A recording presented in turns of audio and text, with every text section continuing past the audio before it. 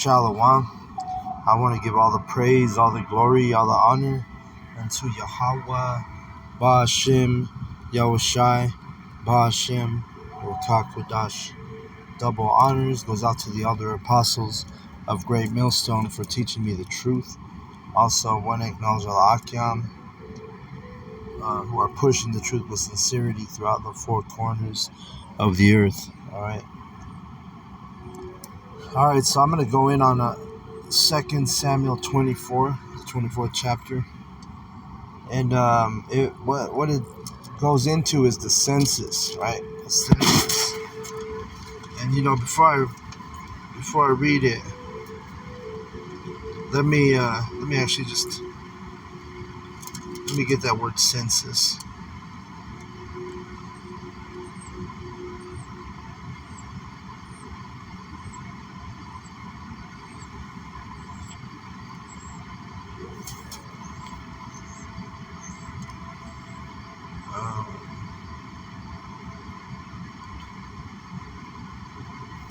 Alright, so the word census in the Merriam-Webster dictionary, it says usually a complete count of a population, especially a periodic government count of a population that usually includes social and economic information, such as occupations, ages, and incomes. Alright? So just so we're clear on what a census is, it's basically counting and numbering of a people, all right? And, I was trying to dig deep because I wanted to make sure, we always want to make sure we're teaching sound doctrine. So, let me actually go to Exodus 30. Because it speaks about the census, and it actually gives a law, an explanation on how to conduct a census, because really it's a sin, and I'm going to be honest with you, I'm not quite sure why it's a sin to number the people of Israel, number the children of Israel. So even when Esau counts us, because when he does his census, that's what he really wants to see, the number of Israelites. He's counting you so-called blacks, Latinos, and Native Americans. All right? Because just like in ancient Egypt, and we waxed, our people waxed mightily and strong in number, and we were outnumbering the Egyptians in ancient Egypt. So that's why we became a threat.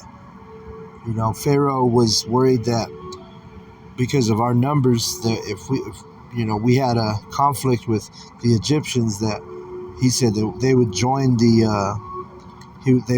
enemy against the ancient Egyptians, right?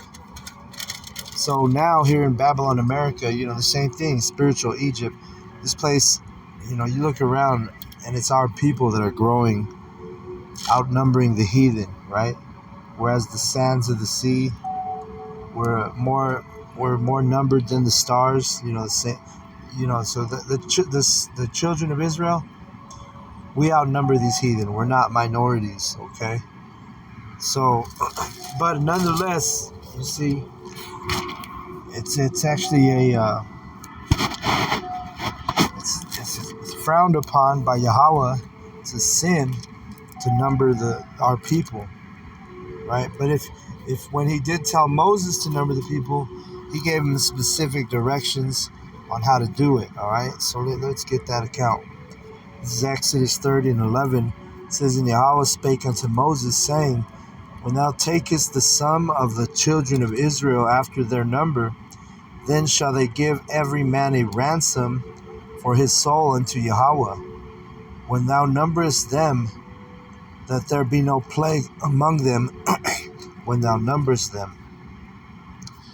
They shall give every one that passeth among them that are numbered half a shekel after the shekel of the sanctuary. A shekel is 20 gerahs, and half shekel shall be the offering of Yahweh. Every one that passeth among them that are numbered from 20 years old and above shall give an offering unto Yahweh. The rich shall not give more, and the poor shall not give less than half a shekel, when they give an offering unto Yahweh to make an atonement for your souls. So, as you know, we're reading when Moses numbered the sons of Israel, and there's specific directions, right? That you know, there's an offering involved, a shekel, half a shekel, whether you're rich or poor, and this is, you know, this is a part of the commandment, part of the law that Yahweh has, enforced. If you're going to count the sons of Israel, all right. So it deals with a money offering, a half a shekel. Let's keep reading. And thou shalt take the atonement money of the sons of Israel, and shalt appoint it for the service of the tabernacle of the congregation, that it be a memorial unto the sons of Israel before Yahweh, to make an atonement for your souls. So that's the reason why there was a money atonement, right? An atonement, the atonement money. It says in verse 17, and Yahweh spake unto Moses, saying, thou shalt also make or actually, you know what? This goes into a little bit more, you know, but I just wanted to get that, I wanted to get that atonement money law when you're doing the census. So it deals with a money offering, okay? And it's an atonement for our souls. You know, if we were keeping that law now, it would be an atonement for our souls, like we read, right?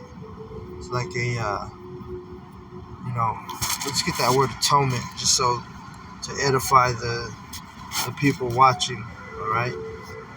The word atonement, it means, all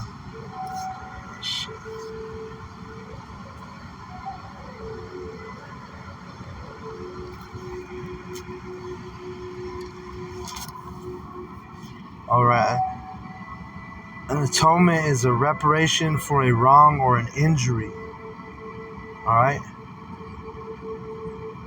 Or it's a reparation for expiation for sin, right? So you're basically, you're you know, putting that monetary value as an offering, as a sin offering, an atonement, right, for your transgression.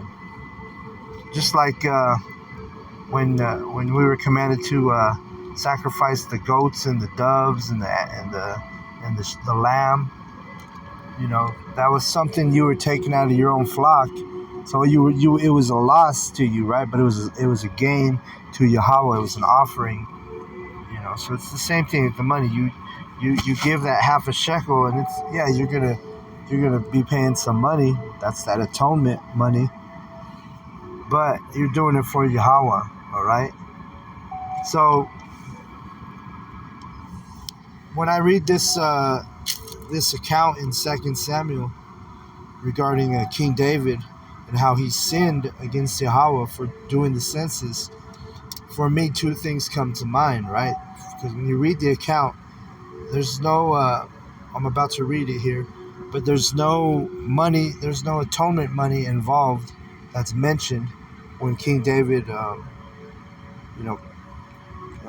did the census, when he numbered the sons of Israel. All right, and also there's a thought that comes in dealing with, you know, because he goes to he's really, with his census, he was counting his warriors, his valiant men, right?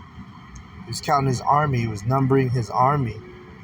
So, you know, it begs to the question, you know, is Yahweh upset with David because he's numbering his army? Like, if he's got to put his trust in numbers, instead of putting his trust in Yahweh B'Shem Yahushai. See? So those are just some thoughts that, come to mind when you want to really break it down, like, because people will say, well, why is census sin, right? Well, partly when you read this account, I'm about to read it. Like I say, he didn't do the money atonement. There's no document, and it's not documented in the scripture. And then also, he's counting his military men, his valiant men. Which, why would you need to count your army if Yahweh's going to provide you an army? Whether the numbers, because there's accounts in the scriptures where our armies were smaller than the enemy's armies, and we still prevailed because Yahweh B'Shem Yahushai was with us. So I just wanted to put those thoughts out there as I read this chapter. So this is 2 Samuel 24 and 1, and I'm going to read to 17. All right. Let's see.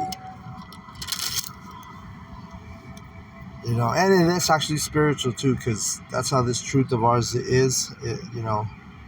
Yesterday I was watching one of the elders. Forgive me, he's an elder from Mississippi, and I think he might have migrated to a different state. But I forgive me, I always forget his name.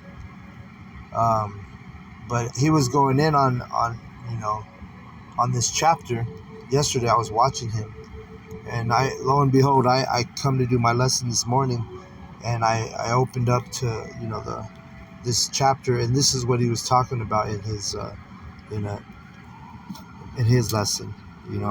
So that's how the Spirit works. So that's why I was like, all right, that's the Spirit. I'm gonna do my lesson on this census, right? So let me go ahead and start reading 2 Samuel 24. It says, "And again the anger of Yahweh was kindled against Israel, and he moved David against them to say, go number Israel and Judah." All right, so Yahweh actually put the Spirit on David to commit the sin. All right, because remember, it's literally a sin to count the sons of Israel, to number the children of Israel.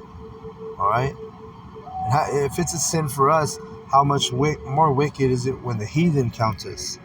Right, when Esau's counting us up, trying to figure out how many so-called blacks, Latinos, and Native Americans are in Babylon, and they still have the nerve to call us minority when, we outnumber all these heathen, man. Just look around you. All right, everywhere you go, our people, we outnumber these Egyptians, these spiritual Egyptians. All right, and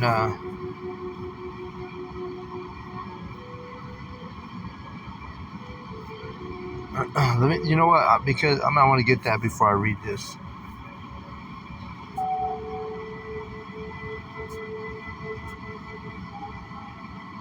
Let's see. Salakia. Let's get this account real quick. Because nothing's new under the sun, right? And I might as well go in on this since we're, we're doing this census and the numbering of the sons of Israel, right? The Israelites. Let's go. So we outnumber the heathen, man. We're not minorities. All right. Exodus 1 and 13. Esau likes to play with words, and he likes to, deceive. Well, we definitely ain't the minority here. When you count all the tribes, we outnumber these heathen around us, man. Let's see.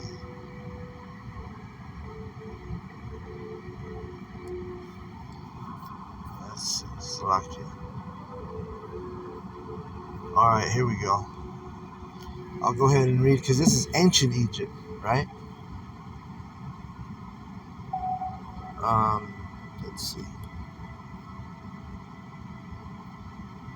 All right. We'll start at 7. Exodus 1 and 7, it says, "And the sons of Israel were fruitful, and increased abundantly and multiplied and waxed exceeding mighty, and the land was filled with them. This is just like spiritual Egypt, Babylon, America. We're here in America, and our people are fruitful.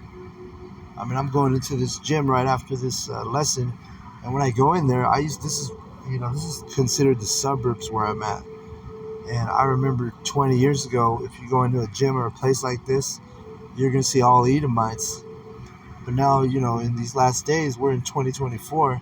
I'm about to go in this gym, and now the Edomites are sprinkled, and there's nothing but Jake up in these establishments. Like I said, I'm at the gym, but I go up in there, and Jake is outnumbering these people. All right, these Edomites, guaranteed. So let's keep reading. Verse 8. Now there arose up a new king over Egypt, which knew not Joseph. And he said unto his people, Behold, the people of the sons of Israel are more and mightier than we. Come on, let us deal wisely with them, lest they multiply. And it come to pass that when there falleth out any war, they join also unto our enemies and fight against us, and so get them up out of the land. You see, and you got to remember, this is spiritual Egypt. So, you know, President Joe Biden, President Donald Trump, whoever's going to be in office, right? They want to get us out of the land, and eventually, what they're going to do is they're going to put those nukes on our people, right?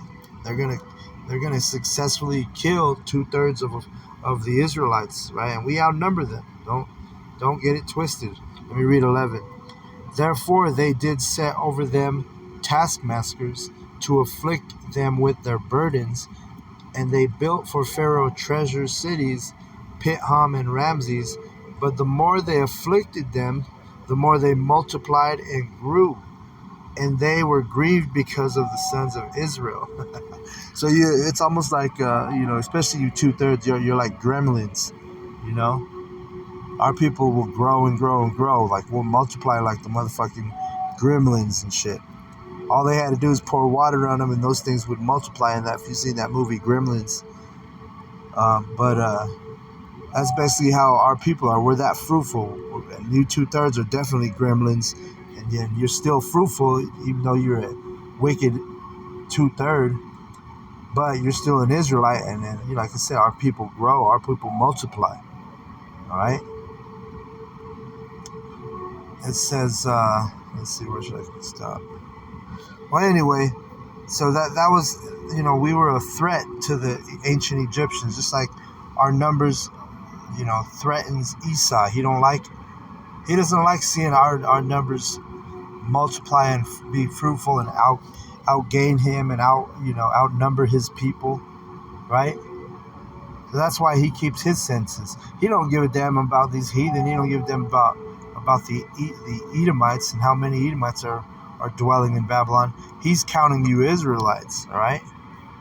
But anyway, let's go back to just kind of, wanting to go in on us and how we multiply and increase.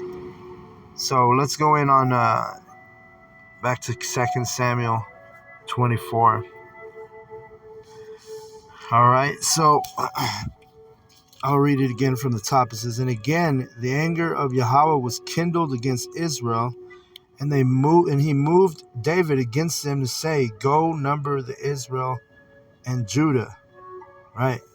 So it was a spirit that Yahweh put on David to number the sons of Israel, which again, we technically, it's not ideal for any leader or any king to count the children of Israel. All right? And who are we to question God's law, right? We can't question just because we think it's no big deal to count the people. But if Yahweh ordains it a big deal and a sin, then who are we to question that, Verse 2. For the king said to Joab, the captain of the host, which was with him, Go now through all the tribes of Israel, from Dan even to Beersheba, and number ye the people, that I may know the number of the people. Right? And really, like I said, it's going into, because when I keep reading this, it really goes into the military and the number of men he had that were valiant men, were ready for war, right? So part of it is, hey, trust in Yahweh. Don't worry about the numbers, right? And the other part is, hey, you didn't keep you didn't keep the law by the money atonement, like it was commanded to Moses, right? In Exodus, the account I read in Exodus, chapter 30. So let's keep reading. And Joab said unto the king, Now Yahweh thy power add unto thy people, that I may, or I'm sorry, where am I at? Okay. And Joab said unto the king, Now Yahweh thy power add unto the people, how many soever they be, 100-fold, and that the eyes of my lord the king may see it. But why doth my lord the king delight in this thing? So even Joab was like, hey man, are you sure you want to count the sons of Israel? Yahweh gives us the men we need. He's, he's like, so Joab, even though he was a warrior, a warlike, he was a general of King David's army. He's telling the king David, he said, like, yo man, we don't need to count.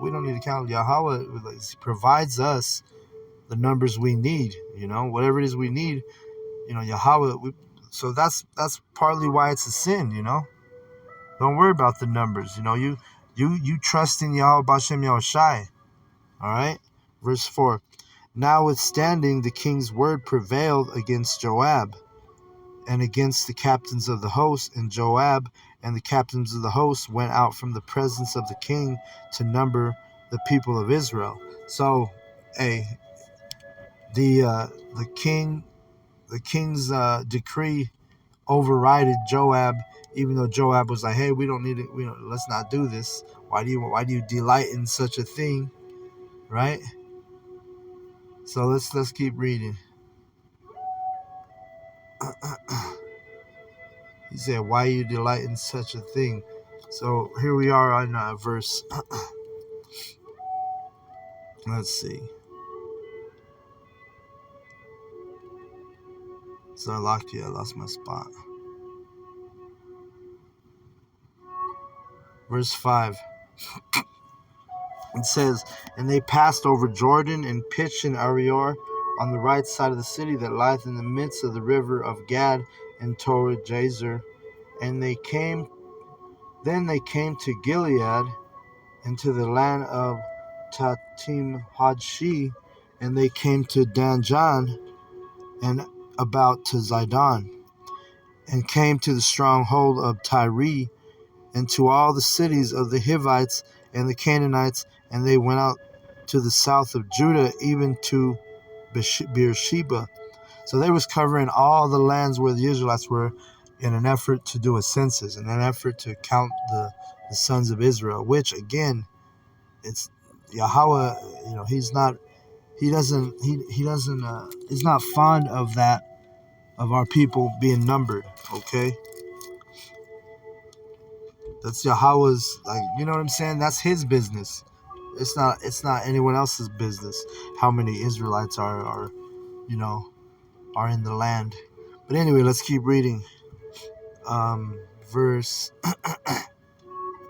8. It says, so when they had gone through all the land, they came to Jerusalem at the end of 9 months and 20 days. And Joab gave up the sum of the number of the people unto the king.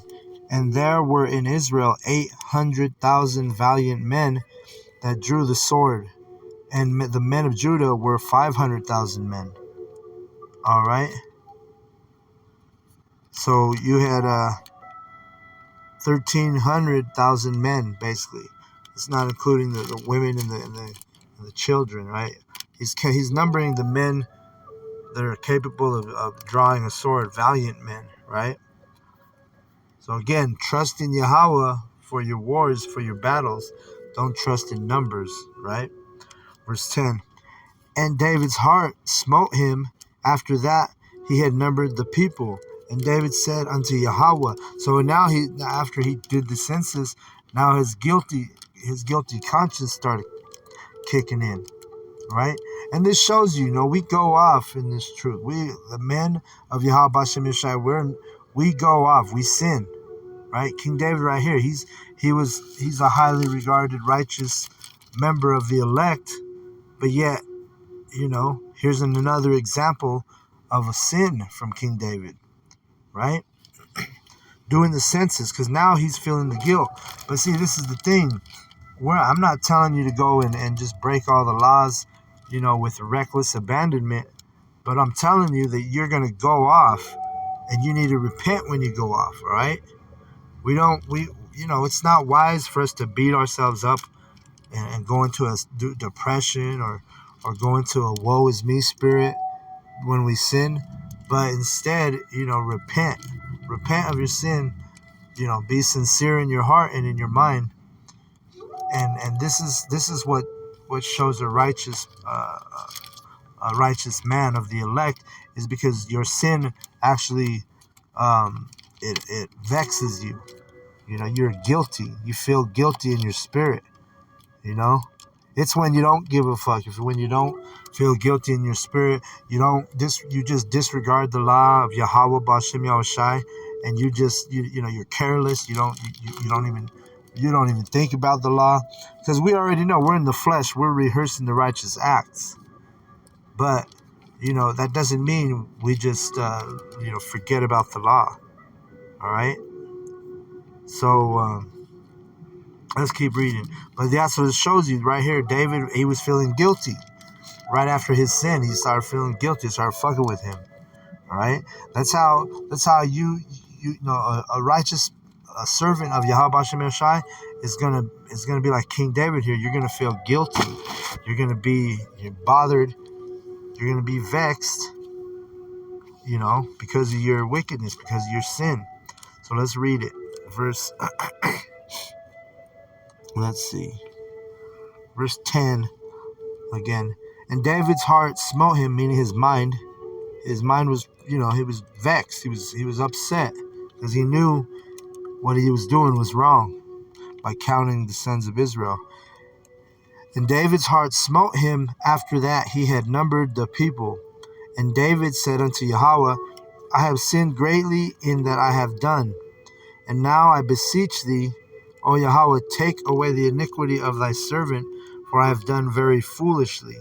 Remember, Yahweh was the one who put the spirit on him to be foolish. So even when we go off, when we sin, Yahweh Yahweh's always, remember, we're always being tried in the fire.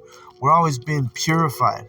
We're always being, we're that silver which is getting the dross removed, or the gold, which are taking we're going through that fire as gold, tried in the fire, being removed from the dross and the useless parts of the metal, right, of the gold or the silver.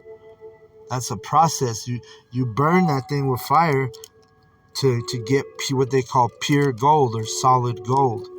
And it's a metaphor. That's what we are as men. We're going to be going through this fire because why? The Lord is purifying us. He's cleansing us. He's removing the dross. He's removing the useless parts of our, and I'm using the gold of the metal, right? So let me keep reading here. For when David was up in the morning, the word of Yahweh came unto the prophet Gad, David's seer, saying, and so remember, Gad, in this case right here, he's a seer, which is another word for seer is prophet. All right, so this was David's prophet. Remember, King David was a prophet, but he also had his prophets that were advising him. Samuel. He had, in this case, Gad. All right, so let's keep reading.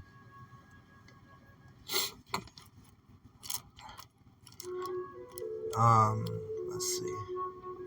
Verse 12, it says, Go and say unto David, thus saith Yahweh, I offer thee 3 things. Choose thee one of them, that I may do it unto thee. All right. So here it is. Even though we sin and we transgress the law, and when we start feeling guilty, guess what? You're gonna catch hell. Yahweh's gonna whatever it is that you got to go through to atone for that sin, right? And remember, we just read the census, and David did not. He didn't do it according to the way Moses was commanded to do it. There was never what I just read.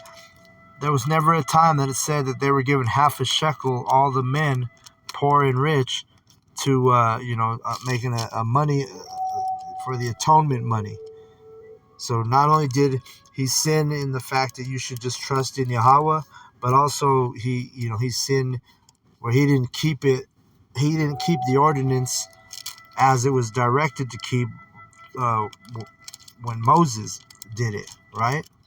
You're supposed to take that money atonement. It never said that here. So let's keep reading. And remember, the atonement is for our souls. So that's a big part of it. If you are going to do a census, basically what he's telling David, make a sacrifice. That money atonement would have been the sacrifice. All right. You got to pay to do a census. In other words, right? But anyway, let's keep reading. Verse. So yeah, now he's committed his sin. He felt vexed. He's feeling guilty in his conscience and in his spirit. And so now Yahweh was like, all right, you're going to choose how I'm going to basically punish you for this. So again, when we go off on the law, expect to be going through some punishment, man. You start catching a little bit of hell here and a little bit of hell there. Well, don't be stupid. Don't be oblivious. Know that the reason why you're catching hell is because of your sin, man. You be glad that Yahweh didn't put your ass to death with some, a severe judgment. See, that's why this thing of ours, we gotta, like we always say, we gotta examine ourselves daily, and make sure if we're actually in this faith, if we're in this truth. Examine ourselves daily. All right. And like I say, don't beat yourself up when you sin. But your sin, your conscience, your spirit is going to vex you if you're sincere in this truth. All right. But again, they're also Yahweh's balance. You transgress his law, he's going to put you through some hell here and there. All right. Verse 13. So Gad came to David and told him and said unto him, shall 7 years of famine come unto thee in thy land? Or wilt thou flee 3 months before thine enemies while they pursue thee? Or that there be 3 days pestilence in the land? Now advise and see what answer I shall return to him that sent me. All right. So Yahweh gave him three options. Like, hey, you want to flee from your enemies for 3 months, or you want to, when they're pursuing you, you want to have a famine on the land, or you want pestilence in the land, right? In verse 14 it says, hey, that's actually mercy, where Yahweh is saying, hey, you got 3 choices. Instead of just putting it on him, he actually gave him some options, And how did he do that? Through the prophet, through the one that, remember, Gad said, the one that sent me, So it's the prophet, That's what we're telling Esau. Like, and really, he don't have any options. He's just got the option to do his wickedness, and Yahweh's going to judge him for that, and Yahweh's going to terminate his kingdom, right? But let's keep reading verse 14. And David said unto Gad, I am in a great strait. Let us fall now into the hand of Yahweh, for his mercies are great, and let me not fall into the hand of man. Right? So basically, he's like, I don't want my enemies chasing me. I want to fall into Yahweh's hand. Let him do as he pleases with me. Right? And that's a being a man in this truth. When you transgress the law, when you commit sin, be a man about it. Be ready to deal with your punishment. But understand also, his mercies are great. All right? We understand Yahweh has mercy. We might be going through hell, like last month, and it's pretty easy to endure when you're sincere. Lord's will, I'm one of those men in that number, right? But when you are catching hell, yeah, it comes, but then there's balance. He's gonna have mercy on you, all right? Because he's a merciful power, and he's gonna have mercy on us, especially if we're that hopeful elect, especially that remnant, right? Verse 16. Or I'm sorry, verse 15. So Yahweh sent a pestilence upon Israel from the morning even to the time appointed. And there died of the people from Dan even to Beersheba 70,000 men. So everybody who was counted in that census, out of all the men, remember there was what? We counted 800. So we counted 1,300,000 men. But guess what? 70,000 out of those men that were counted, they perished because of the punishment, which was the pestilence, which is disease, right? And it was let's read it, verse 16. And then when the angel stretched out his hand upon Jerusalem to destroy it, Yahweh repented him of the evil and said to the angel that destroyed the people, "It is enough. Stay now thine hand." And the angel of Yahweh was by the threshing place of Araunah the Jebusite. And again, that 70,000 men is a complete number, right? So when the Lord felt and deemed it was complete, the deaths for David's sin, counting the children of Israel, Yahweh said, all right, 70,000, that's a complete number. So it could have been more than 70,000, could have been less than 70,000, but it goes into 7 is always a number of completion. So it's going into, whatever Yahweh felt deemed, just. That's how many men he killed. All right, but it does say 70,000 men from all those territories, all the way from Dan to Beersheba. All right. So verse 17. This is the end of the last chapter, not the last verse dealing with this census. But it says, "And David spake unto Yahweh when he saw the angel that smote the people, and said, Lo, I have sinned, and I have done wickedly. But these sheep, what have they done? Let thine hands, I pray thee, be against me and against my father's house." Right. So, Yahweh, actually, King David, he had a remorseful spirit. He knew he sinned. He took his punishment, and he was even taking accountability, saying, "Hey, I'm the one who did the census, and these sheep. I mean, these people. What have they done, right?" And I'm sure Yahweh, whoever he took out, just like in these times, we can't question when Yahweh puts somebody to death, because hey, that's that person, that was his day, that was her day to go, right? And it's Yahweh who makes those makes that call, ordains that judgment. So we really ain't in a position to question Yahweh's judgment and whatnot. But in this case, King David, he kind of took the blow on his own, and was like, I'm the one who sinned, So anyway, that was the lesson, going in on the census, going in on Yahweh's mercy. And I hope the lesson was edifying.